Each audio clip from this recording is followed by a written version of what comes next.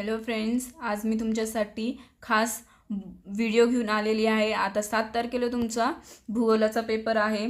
तुम्हाला टेन्शन आले असेल की आम्ही वर्षभर भूगोलाच्या पुस्तकाला बघितलंसुद्धा नाही आहे. कारण की जॉग्रफी हा खूप सोपा विषय आहे, म्हणजे भूगोल खूप सोपा विषय आहे म्हणून तुम्ही सोडला असेल, विचार केला असेल नंतर करू. आता कारण की फिजिक्स, केमिस्ट्री, मॅथ्स, बायो याच्यामुळे त्याचा अभ्यास होतही नाही आणि लक्षही जात नाही खरं बघायला गेलं. कारण ते एवढं मोठं पुस्तकं असतात, म्हणजे एवढे मोठे सब्जेक्ट करायचे आणि या सब्जेक्टकडे कोण लक्ष देतं, त्यामुळे करत नाही. आता आपल्याला टेन्शन आलं असेल, पण टेन्शन घ्यायची काही गरज नाही आहे.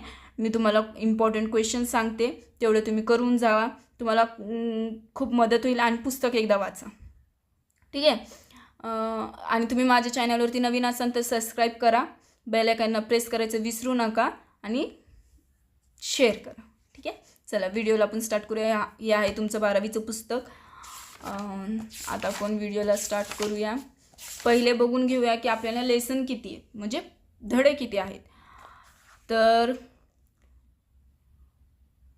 पहिला धडा आहे लोकसंख्या भाग 1, लोकसंख्या भाग 2, त्यानंतर मानवी वस्ती आणि भूमी उपयोजन, प्राथमिक आर्थिक क्रिया, द्वितीयक आर्थिक क्रिया, तृतीयक आर्थिक क्रिया, प्रदेश आणि प्रादेशिक विकास, भूगोल, स्वरूप व व्याप्ती. ओके. त्यानंतर तुम्हाला 8 ते 9 लेसन आहेत जी तुम्हाला अभ्यास करायचा आहे, ठीक आहे. आपण पहिल्या लेसनकडे जाऊया, पहिला धडा बघूया. यामध्ये काय करायचं आहे तुम्हाला, फक्त पहिले हे जे आहे ते वाचून घ्यायचं, हे वाचून घ्यायचं. त्यानंतर यातले मेन पॉईंट वाचायचे. एकदा पुस्तक वाचून काढायचं, त्यानंतर मेन पॉईंट जे आहेत त्याला हायलाईट करून घ्यायचं. जसं की प्राकृतिक घटक आहेत, हवामान, प्राकृतिक रचना, पाणी उपलब्धता या मेन पॉईंट असतो. जसं की त्याच्यानंतर मानवी घटक, शेती, खाणकाम, तसे मेन पॉईंट यातले काढून घ्यायचे आणि ते वाचायचे. जसं की जन्मदर, मृत्यूदर, ठीक आहे. त्यानंतर मग पुढे येऊया. आता इथं बघा, तुम्हाला हे स्वाध्याय आहे. स्वाध्यायामध्ये काय काय येऊ शकतो. टिपल यामध्ये हा पहिला येऊ शकतो, भूरचनेचा लोकसंख्येच्या वितरणाचा प्रभाव, ठीक आहे. त्यानंतर इथं आहे भौगोलिक कारणे. यामध्ये लोकसंख्या वितरण असमान असते. हे 2024 पण आलेलं आहे. त्यानंतर ह्याच्या आधी पण खूप वेळा येऊन गेलेलं आहे, त्यामुळे येण्याचे चान्सेस जास्त आहेत. त्याच्यानंतर वाहतुकीच्या सोयीमुळे लोकवस्तीचा वाढ होते, हा पण येण्याची शक्यता जास्त आहे. त्यानंतर लोकसंख्या घनता ही लोकसंख्या आणि क्षेत्रफळावर अवलंबून असते का, ते पण येऊ शकतो. त्यानंतर सविस्तर, म्हणजे तुम्हाला एवढे 6 करण्यापेक्षा तुम्ही 3 करा ना. हा एक आणि हा एक, बाकीचे सगळे तुम्ही वाचून जाणार आहे पुस्तक. जर चुकून एखादा वेगळा आला तर तुम्हाला लिहिता पण येईल, ठीक आहे. त्याच्यानंतर सविस्तर उत्तरे लिहा. यामध्ये पण बघा, लोकसंख्येच्या वितरणाचा परिणाम करणारे प्राकृतिक घटक कोणते, हे येण्याची शक्यता जास्त आहे. या 3 मध्ये हे येण्याची शक्यता जास्त आहे, ठीक आहे. त्यानंतर आपण पुढच्या धड्याकडे जाऊया. पुढचा धडा आहे लोकसंख्या विभाग 2. यामध्ये पण खूप सोपं आहे, तुम्हाला याचा अभ्यास करावा लागेल. म्हणजे या तुम्हाला ग्राफ देतील आणि त्याचं विचारतील की याच्यातले प्रश्न काय आहे, तसं विचारतील तुम्हाला. त्याच्यानंतर लिंग गुणोत्तर, ठीक आहे. आणि साक्षरता आणि शिक्षण. त्यानंतर स्थलांतरची म्हणजे व्याख्या काय आहे ते विचारतील. स्थलांतर म्हणजे नक्की काय असं. त्यानंतर स्थलांतराचे लोकसंख्येवर होणारे परिणाम, हा पण पॉईंट महत्त्वाचा आहे, ठीक आहे. त्याच्यानंतर आपण पुढे जाऊया ह्याच्या स्वाध्यायामधनं काय काय येऊ शकतं बघा. टिपल यामध्ये लोकसंख्या व वाढ व स्थलांतर. त्यानंतर साक्षरतेचे प्रमाण, हे दोन्ही येऊ शकतात. त्यानंतर भौगोलिक कारणामध्ये विकसित राष्ट्रामध्ये शेती व्यवसायात गुंतलेल्या लोकांची संख्या कमी आहे. त्यानंतर लोकसंख्येतील साक्षरतेचे प्रमाण हे देशाच्या आर्थिक व सामाजिक विकासाचे द्योतक असते, ठीक आहे. त्यानंतर हे 2 करायचे, या 4पैकी 2 करायचे फक्त. फरक स्पष्ट करामध्ये देणारे प्रदेश आणि घेणारे प्रदेश हे पण 2024मध्ये आलेलं आहे आणि त्याच्या आधी ऑक्टोबरमध्ये पण येऊन गेलेलं आहे. त्यानंतर सविस्तर उत्तरे लिहा. त्यामध्ये लोकसंख्येची ग्रामीण व शहरी रचना स्पष्ट करा. हे येण्याची शक्यता जरा जास्त आहे. ठीक आहे. त्यानंतर आपण तिसऱ्या धड्याकडे वळूया. त्यामध्ये आहे तिसरा धडा मानवी वस्ती आणि भूमी उपयोजन. हे पण खूप सोपं आहे. यामध्ये फक्त आपल्याला काय करायचं माहिती आहे, यातले 2-3च पॉईंट असे जे आपल्याला जास्त लक्ष देण्याची गरज आहे, जसं की भूमी उपयोजन, त्यानंतर ग्रामीण भूमी उपयोजन. हा पॉईंट चांगला करावा लागेल आपल्याला. त्यानंतर हे नेहमी लक्षात ठेवा. याच्यातले जर तुम्ही 2-3 पॉईंट लक्षात ठेवले तर तुम्हाला सविस्तर उत्तर लिहिण्यासाठी पण मदत होत जाईल. स्वाध्यायाकडे येऊया आपण. स्वाध्यायामधलं काय, ठीक आहे. ह्यात कारणे लिहामध्ये तुम्हाला सगळ्या स्वाध्यायामधले चूक की बरोबर, सहसंबंध, योग्य पर्याय ओळखा हे लिहावं, म्हणजे हे करावं लागेल. आणि जोड्या जोडा हे केलं तर तुमचे कमीत कमी 20-30 मार्क आरामशीर होऊन जातील. कारण की तुम्हाला ते चुकी बरोबरमध्ये पण येऊ शकतं, एका वाक्यामध्ये पण येऊ शकतं, बदलू शकतं ना. ठीक आहे. यामध्ये काय आहे, भौगोलिक कारणामध्ये महत्त्वाचं प्रश्न विचारला जाणारा नगरांची वाढ ही भूमी उपयोजनाशी निगडीत आहे. ठीक आहे. त्याच्यानंतर पुढे बघा, खालील प्रश्नांची उत्तरे लिहा. पहिले येण्याची शक्यता जास्त आहे ग्रामीण हे वालं. त्यानंतर टिपाली ह्यामध्ये नागरी वस्तींच्या समस्या ही येण्याची शक्यता जास्त आहे. त्यानंतर संमिश्र भूमी उपयोजन ही पण येण्याची शक्यता जास्त आहे. ठीक आहे. आपण पुढं वळूया. यामध्ये हे पण आहे केंद्रित कशामध्ये आहे, फरक लिहामध्ये केंद्रीय आणि विखुरलेल्या वस्ती, ओसाड आणि बिगर शेती भूमी हे पण येण्याची शक्यता जास्त आहे. त्यानंतर उतारा दिलेला आहे, ते एकदा वाचून काढलं तरी उत्तराची तर तुम्हाला शक्यताच नाही, कारण तिथंच उत्तरं दिलेलं असतात आणि त्याचेच प्रश्न आपल्याला विचारलेले असतात. आपण चौथा धडा बघूया, प्राथमिक आर्थिक क्रिया. हा पण धडा वाचून काढायचा आहे. प्राथमिक व्यवसाय आणि द्वितीय व्यवसाय ह्याच्यात पण फरक स्पष्ट करा म्हणून घेऊ शकतं.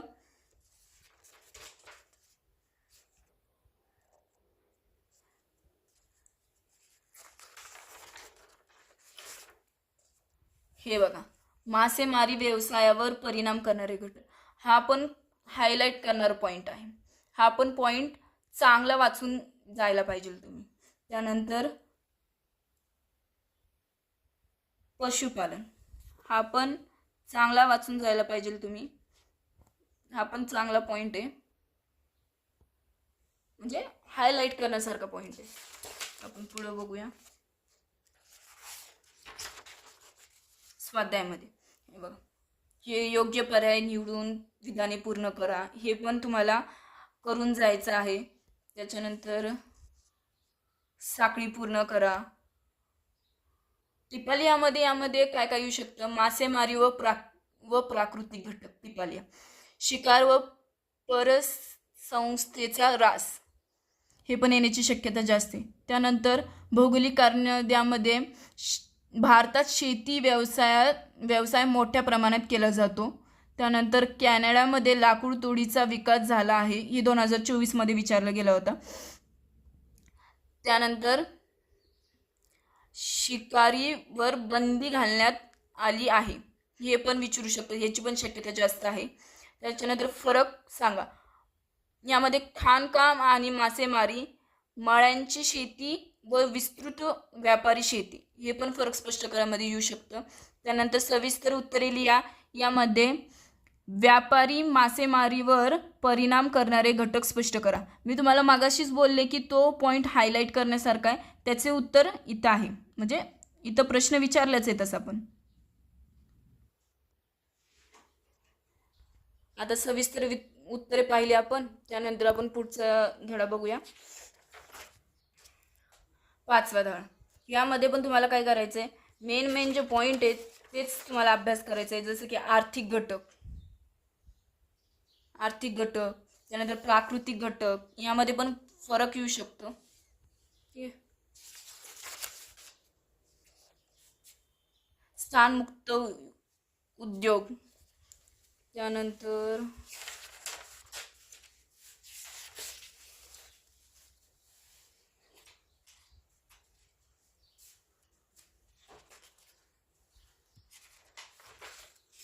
आपण स्वाध्यायाकडे बघूया. ठीक आहे. यामध्ये पण तुम्हाला यात साखळी पूर्ण कराय, सहसंबंध योग. आता मी तुम्हाला भौगोलिक कारणामधलं सांगतो. उद्योगधंद्यांचे वितरण असमान असते, ते पण येण्याची शक्यता आहे. आणि त्यानंतर 2024 दक्षिण अमेरिकेत उद्योगाचा विकास मर्यादित आहे, हे पण येण्याची शक्यता आहे. त्यानंतर टिपालियामध्ये स्थानमुक्त उद्योग, त्यानंतर वाहतुकीची उद्योगाच्या विकासातील भूमिका, हे पण येण्याची शक्यता आहे. जास्त करून हे येण्याची शक्यता जास्त आहे. त्यानंतर फरक लिहा, प्राथमिक व द्वितीयक व्यवसाय. त्यानंतर खालील प्रश्नांची उत्तरे लिहा. हा पण यामध्ये साखर उद्योगावर परिणाम होणारे घटक स्पष्ट करा, हे येण्याची पण शक्यता आहे. त्यानंतर उद्योगाच्या स्थानिकीकरणावर प्राकृतिक घटक होणारा परिणाम स्पष्ट करा, हे पण येण्याची शक्यता आहे. ठीक आहे. तर आपण पुढचा धडा बघूया. सहाव्या धड्यामध्ये पण वाहतूक, हे जो चार्ट आहे ना, हा पण चांगला तुम्ही एकदा वाचायला पाहिजे, एकदा ते डोळे म्हणजे नजरे खालून काढायला पाहिजे. त्यानंतर वाहतुकीचा पण हा मुद्दा चांगला वाचला पाहिजे. यावरती पण म्हणजे एक मार्काचे प्रश्न विचारू शकतो.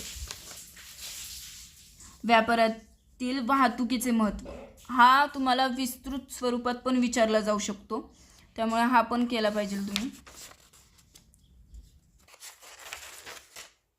आता स्वाध्यायाकडे बघूया. स्वाध्यायामध्ये तुम्हाला सांगितलं इथे बघा, योग्य पर्याय निवडा. 2 का 3 धड्यामध्येच योग्य पर्याय निवडा, त्यानंतर साखळी पूर्ण करा. आता भौगोलिक कारणामध्ये बघा इथं काय आहे, तृतीय हा पहिला जो प्रश्न आहे तो पण येऊ शकतो. आणि हवाई वाहतुकीचे प्रमाण वाढत आहे, हे येण्याची शक्यता जरा जास्त आहे. त्यानंतर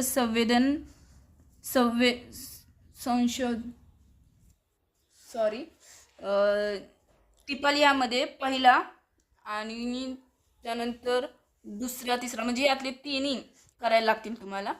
त्यानंतर आपण फरक स्पष्ट करा बघूया. यामध्ये तुम्हाला जल वाहतूक व हवाई वाहतूक हा फरक स्पष्ट करा येऊ शकतो. त्यानंतर सविस्तर उत्तरामध्ये पहिला, ठीक आहे. त्यानंतर तिसरा, हे दोन्ही येऊ शकतात, शक्यता जास्त आहे यांची येण्याची. 4पैकी 2 येण्याची शक्यता जास्त आहे. ठीक आहे. आपण पुढच्या धड्याकडे वळूया.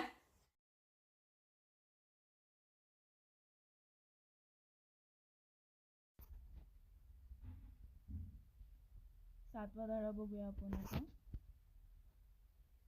सातव्या धड्यामध्ये आपल्याला प्रादेशिक विकास हा एक पॉईंट चांगला वाचायचा आहे. त्यानंतर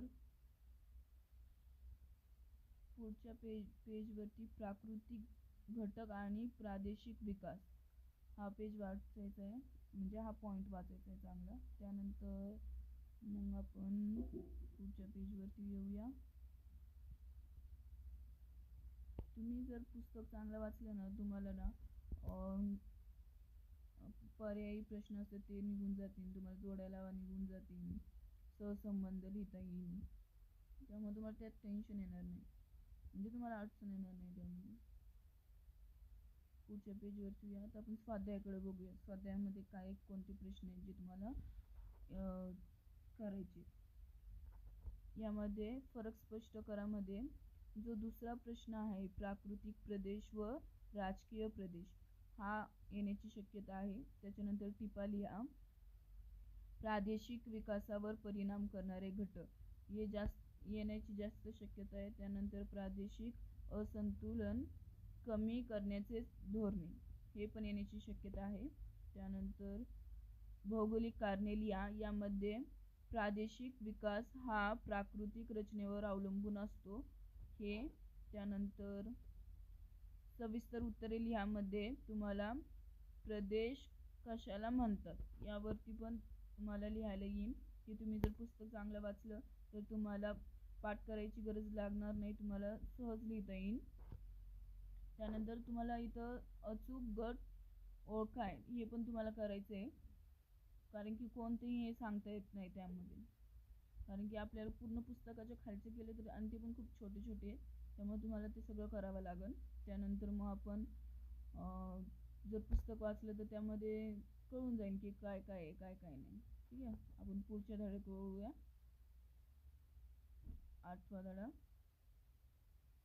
भूगोल व स्वरूप व व्याप्ती. हा धडा पण सोपा आहे, छोटा आहे. यामध्ये पण मोजके 2-3 पॉईंट आहे जे तुम्हाला करायचे, जसे की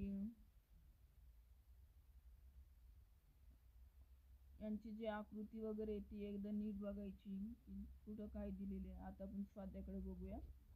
स्वाध्याय काय आहे यामध्ये, भूगोल विषयाचे स्वरूप गतिशील आहे भौगोलिक कारणीमध्ये, हे पण येण्याची शक्यता जास्त आहे. त्यानंतर टिपालिहामध्ये तुम्हाला भूगोलातील आधुनिक कल.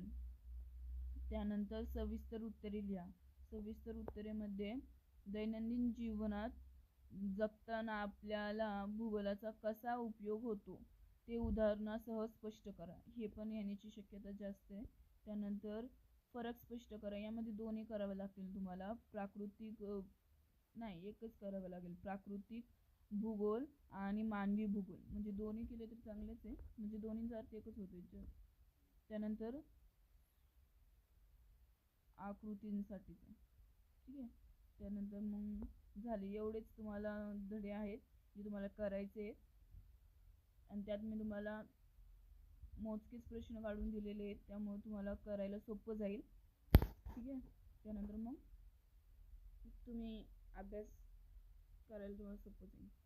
जर तुम्ही माझ्या चॅनलवरती नवीन असाल तर सबस्क्राईब करा, लाईक करा आणि शेअर करा.